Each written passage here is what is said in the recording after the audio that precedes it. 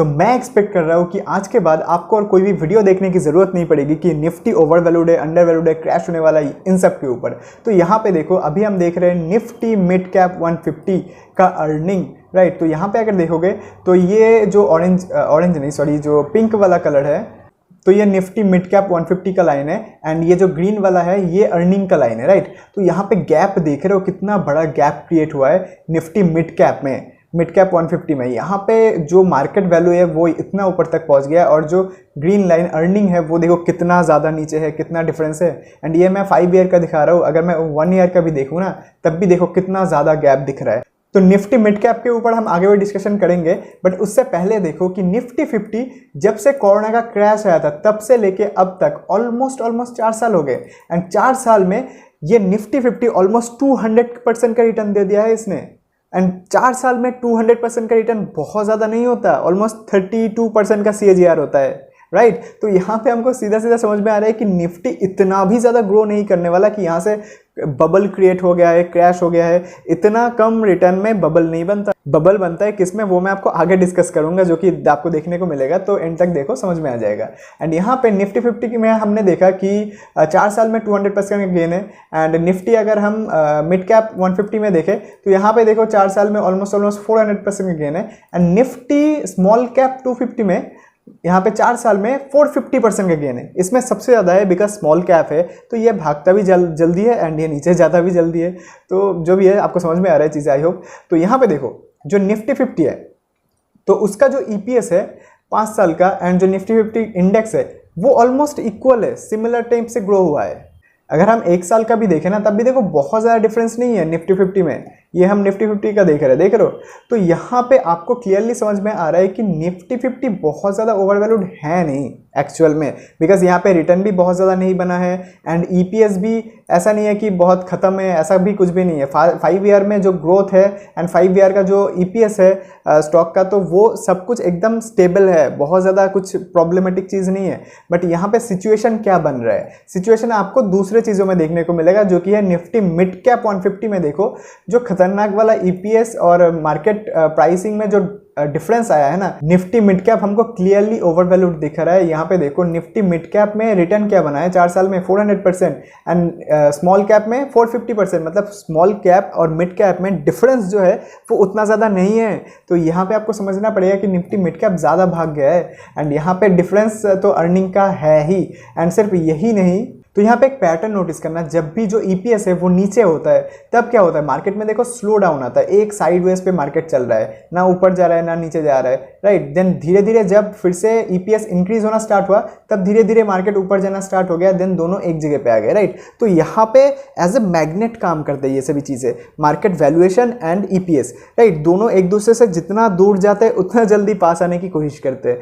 तो ऐसे ही काम होता है। यहाँ पे देखो डिफरेंस बहुत ज़्यादा है, बट ये इसका मतलब क्या इंडिकेट कर रहा है, इसका मतलब ये इंडिकेट कर रहा है कि जो निफ्टी मिड कैप 250 है, सॉरी 150 है, तो यहाँ पे सीधा सीधा एक कंसोलिडेशन हमको देखने को मिल सकता है थोड़ा सा लॉन्ग पीरियड ऑफ टाइम के लिए, बिकॉज यहाँ पे डिफरेंस बहुत ज़्यादा हो गया है।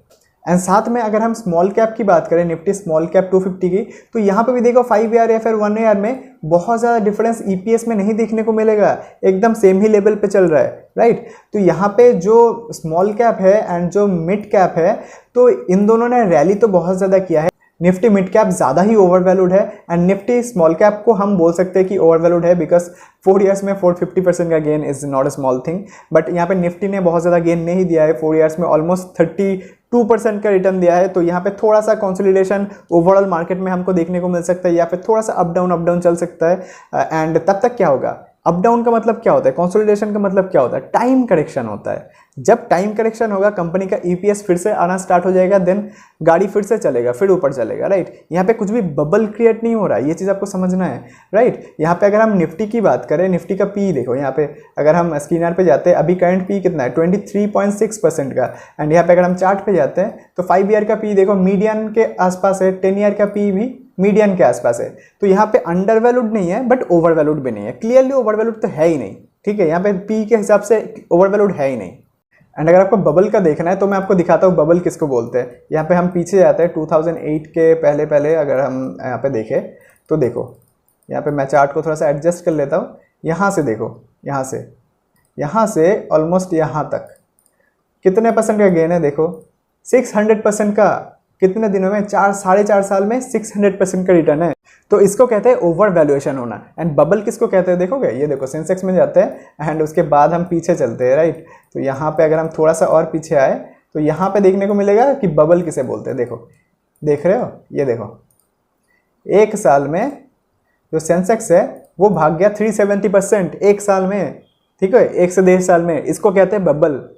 एंड अगर आपको लग रहा है कि निफ्टी यहाँ से 4 साल में 200% भाग गया तो बबल क्रिएट हो गया, कुछ बबल क्रिएट नहीं हुआ, बिकॉज कंपनी का जो ईपीएस है वो भी साथ में ग्रो किया है। यहाँ पे क्लियरली दिख रहा है, देख रहे हो 5 ईयर्स का। तो यहाँ पे कंक्लूजन क्या बन सकता है? And the important thing is कि मार्केट जितना ऊपर या फिर नीचे जाता है अर्निंग की वजह से, उससे ज़्यादा ऊपर नीचे करता है सेंटिमेंट की वजह से।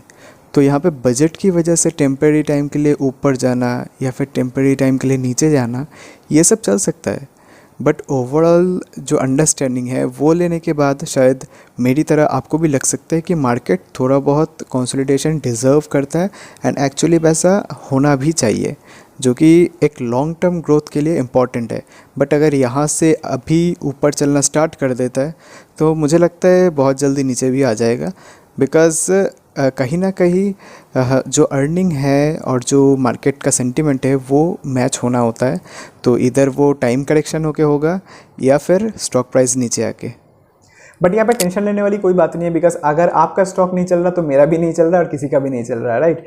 तो यहाँ पे बस पेशेंस रखना होता है, डिसिप्लिन रखना होता है। तो डिसिप्लिन के साथ काम करोगे बढ़िया रिटर्न बनता है, मैंने बहुत बार दिखा दिया है। एंड जब भी मार्केट ओवर वैल्यूड होता है तब भी चांस होता है सीखने का, कि मार्केट में एक्टिविटी कम करो और सीखो ज़्यादा। देखो इतने सारे वीडियोस अपलोड कर दिए लास्ट 5 मंथ्स में, मैंने ऑलमोस्ट 5 मंथ से चैनल स्टार्ट किया है। यहाँ पे इतने सारे मल्टीबैकर वगैरह सब कुछ डिस्कस कर दिया, वीआई के बारे में डिस्कस किया है, वेबअप ग्लोबल, तो बढ़िया बढ़िया कंपनी डिस्कस किया है। एशियन पेंट का ये अगर कहानी नहीं सुना है तो सुन लो जाके, बहुत इंपॉर्टेंट है, अमेजिंग है। अगर अच्छा लगे तो सब्सक्राइब करो चैनल को। फिर मिलते हैं अगली वीडियो में, तब तक के लिए बाय।